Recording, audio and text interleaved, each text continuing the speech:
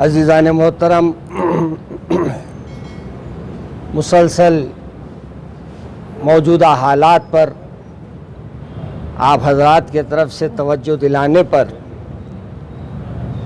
आज ये नशिस्त रखा।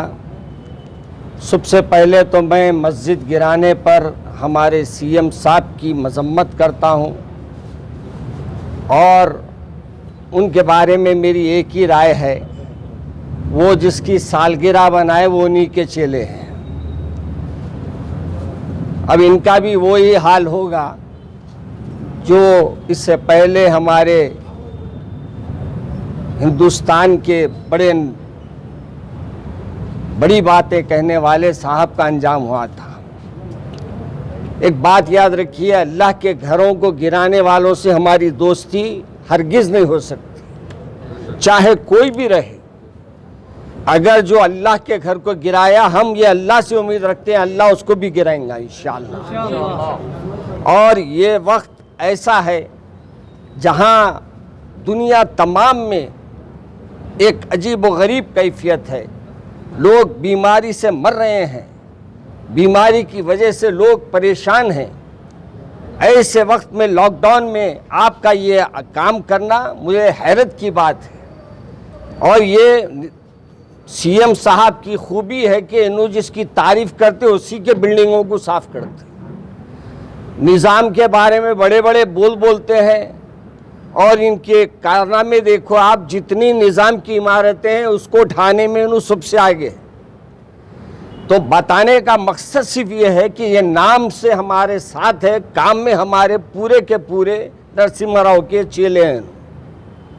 लिहाजा मैं इस वक्त हमारे सीएम साहब से हो या हुकूमत से हो ये मुतालबा करता हूँ कि वो 2 मसाजिद जो शहीद किए गए हैं वो आप दोबारा पहले तामीर करें। आपका सेक्रेटेरिएट तामीर हो या ना हो, हमको उससे कोई गरज नहीं है। दूसरी गुजारिश हमारी ये है कि उस्मानिया दवाखाने को आप बजाय इसके कि गिरा के दूसरी इमारत बनाने के, इसी को आप चाहे तो नए सिरे से तामीर कर सकते हैं। और इस वक्त जो बीमार बेचारे वो दवाखाने में पड़े हैं उनके लिए वेंटिलेटर का इंतज़ाम कीजिए, उनके लिए दवाओं का इंतज़ाम कीजिए। आज ज़रूरत है, हर गली में, हर मुकाम पर, हर महल्ले में इस वबा की वजह से लोग परेशान हैं। इसमें कोई हमारे हुकूमत के तरफ से ज़्यादा आगे बढ़ के काम नहीं किया जा रहा है। हम हुकूमत से मुतालबा ये भी करते हैं कि इस सिलसिले में वो सख्त तौर पर एक्शन ले और अपने तामीरी काम को जो है वो मुकम्मल कराए और उस्मानिया की बिल्डिंग को नए सिरे से जो भी उसके कमज़ोर यानी जहाँ से ये पानी वगैरह आ रहा है उन चीज़ों को रोकने की कोशिश करे और इन इमारतों को अहमियत दीजिए। आप सिर्फ नाम लेके खुश मत कीजिए। अगर वाकई आप उन लोगों को चाहने वाले हैं तो उनकी इमारतों को भी मजबूत कीजिए। और हमारे कमिश्नर साहब से अपील है कि अब ईद का मौका आ रहा है, अब इस ईद के मौके पर आप हमारे तमाम अहबाब को बुलाकर मशवरा कीजिए और करके इसके इंतज़ामात कैसे करना है इस सिलसिले में भी एक मुशावरत के बाद फ़ैसला किया जाएगा इंशाअल्लाह। और हम उम्मीद रखते हैं कि वो मुशावरत रखेंगे। और दोबारा हम ये भी कहना चाहते हैं कि एक मसला आजकल क़ुरबानी का जो चल पड़ा है, क़ुरबानी हर एक पे है।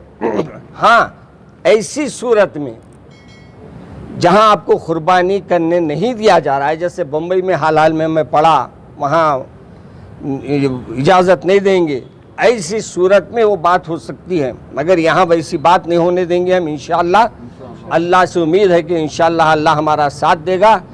और आप हजरात के सवाल कुछ है तो पूछिए, आप मौजूद है इस बात से बोल दे रहा हूँ मैं। मगर पहले दवाओं का इंतज़ाम करो, उसके बाद टेस्टा कराओ। टेस्टा करा ले रहे हैं, दवाखानों में जगह नहीं है, क्या करते?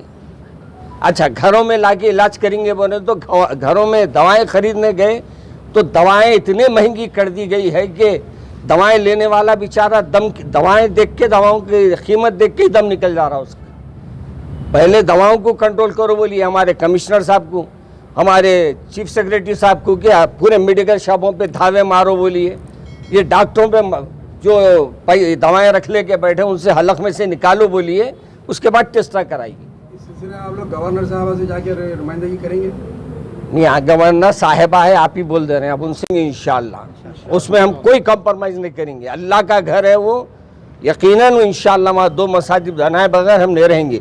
2 बातें मैं हाल में भी मैं किसी तवज्जुह से मैं बोल भेजा, हमारे को ये भी बताना मकसद है कि हमारे कुछ उलमा को ले जाइए आप, जहाँ इस वक्त मसाजिद थे वहाँ हमारे कमिश्नर साहब से मेरी ख्वाहिश है, और हमारे वो क्या कहते हैं उनके पीए से, सीएम साहब की क्या रहते भाई वो, हाँ सेक्रेटरी, चीफ सेक्रेटरी से, कि वो हमारे को ले जाए और वो दोनों मसाजिद का मुआयना कराए, ताकि हमको मालूम हो गिर गई या गिराई गई।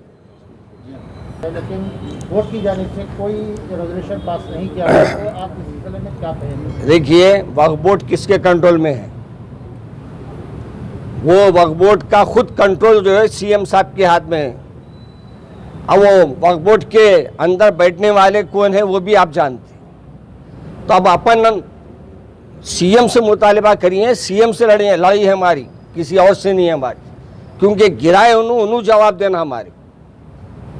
एक न्यूज़ वगैरह में पढ़ा मैं कि कुछ उन्होंने वहाँ कोर्ट में कुछ दाखिल किया है बोलकर, मैं वो जब तक कि वो फैसला यानी वो जो फैसला हुआ है वो हाथ में नहीं आया, जब तक अपन कुछ बोल नहीं सकते, क्योंकि वो कोर्ट में केस है।